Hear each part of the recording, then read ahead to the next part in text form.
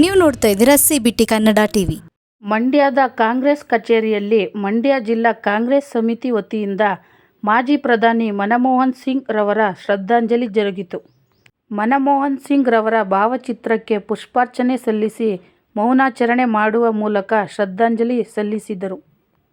ಈ ಸಂದರ್ಭದಲ್ಲಿ ಕಾಂಗ್ರೆಸ್ ಮುಖಂಡರಾದ ದೊರೆ ಪಣಕನಹಳ್ಳಿ, ಕನ್ನಲಿ ಚೆನ್ನಪ್ಪ, ಶ್ರೀಧರ್, ಅಜಿತ್, ಮಧುಕರ್, ಕಿರಣ್ ಕುಮಾರ್, ಜಯರಾಮು, HM ಉದಯ್ ಕುಮಾರ್ ಇನ್ನಿತರರು ಹಾಜರಿದ್ದರು.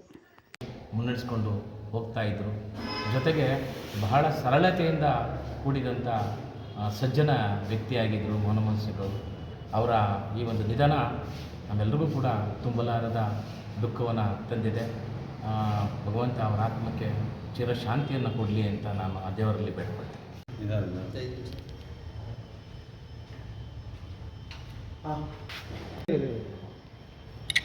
ಹಾಗೆ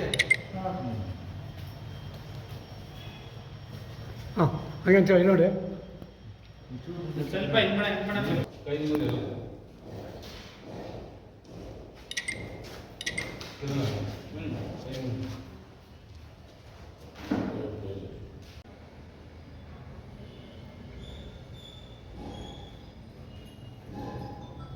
ಹಾಗೂ ಈ ಭಾರತ ದೇಶದಲ್ಲಿ 10 ವರ್ಷಗಳ ಕಾಲ ನಿರ್ಭಯವಾಗಿ ಕೆಲಸ ನಿರ್ವಹಿಸಿದಂಥವರು, ಹಲವಾರು ಜನಪರವಾದಂಥ ಯೋಜನೆಗಳನ್ನ ಕೊಟ್ಟಂಥವರು.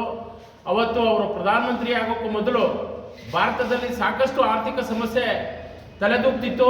ಅಂಥ ಪರಿಸ್ಥಿತಿನಲ್ಲೂ ಭಾರತವನ್ನು ಎತ್ತಬೇಕು ಅಂತಕ್ಕಂಥ ಆರ್ಥಿಕ ತಜ್ಞರಾಗಿರ್ತಕ್ಕಂಥ ಮನಮೋಹನ್ ಸಿಂಗ್ ರವರು ಹಲವಾರು ಯೋಜನೆಗಳನ್ನ, ಜನಪರ ಯೋಜನೆಗಳನ್ನ ಕೊಡೋದ್ರ ಮುಖಾಂತರ ಇವತ್ತೇನು ಉದ್ಯೋಗ ಖಾತ್ರಿ ಆಗಿರ್ಬೋದು, ಹಲವಾರು ಅವ್ರು ಕೊಟ್ಟಂಥ ಸ್ಕೀಮ್ಗಳು, ಹಲವಾರು ಸ್ಕೀಮ್ಗಳಲ್ಲಿ ಇವತ್ತು ಜನರಿಗೂ ಉಪಯೋಗ ಆಗ್ತಕ್ಕಂಥದ್ದು ಇವತ್ತು ನಿಜಕ್ಕೂ ಅವರ ಕೊಟ್ಟಿರುವ ಕೊಡುಗೆ ಆಗಿದೆ.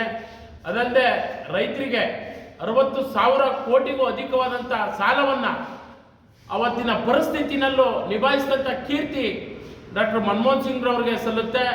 ಕಾಂಗ್ರೆಸ್ ಸರ್ಕಾರ ಅವರಿಗೆ ಸಂಪೂರ್ಣವಾದಂಥ ಅಧಿಕಾರವನ್ನು ನೀಡಿತು. ಯಾವುದೇ ಅಡೆತಡೆಗಳಿಲ್ಲದೆ ಎಲ್ಲ ನಿರ್ಭಯವಾಗಿ ಅವರ ಕೆಲಸವನ್ನು ನಿರ್ವಹಿಸಿದಂಥವರು, ದಕ್ಷತರು. ಹಾಗಾಗಿ ಅವರ ನಿಧನ ಕಾಂಗ್ರೆಸ್ ಪಕ್ಷಕ್ಕೆ ಹಾಗೂ ಈ ದೇಶಕ್ಕೆ ತುಂಬಲಾರದಂಥ ನಷ್ಟ ಆಗಿದೆ.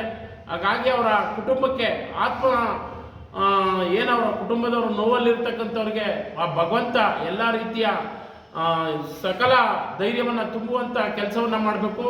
ಹಾಗೂ ಕಾಂಗ್ರೆಸ್ ಪಕ್ಷಕ್ಕೆ ಇಂಥ ಮಹನೀಯರು ಭಾಳಷ್ಟು ಕೊಡುಗೆಯನ್ನು ಕೊಟ್ಟಂಥದ್ದನ್ನ ನಾವೆಲ್ಲರೂ ಇಲ್ಲಿ ಕಾಂಗ್ರೆಸ್ ಪಕ್ಷದ ಕಚೇರಿಯಲ್ಲಿ ಅವ್ರನ್ನ ಸ್ಮರಣಿಸ್ತಾ, ಜೊತೆಗೆ ಅವ್ರಿಗೆ ನೆನಪನ್ನ ನಮ್ಮನ್ನ ಅಗಲದಂಥ ಮಹನೀಯನಿಗೆ ಒಂದು ಕಾರ್ಯಕ್ರಮನ ಆಯೋಜಿಸಿದ್ದೀವಿ.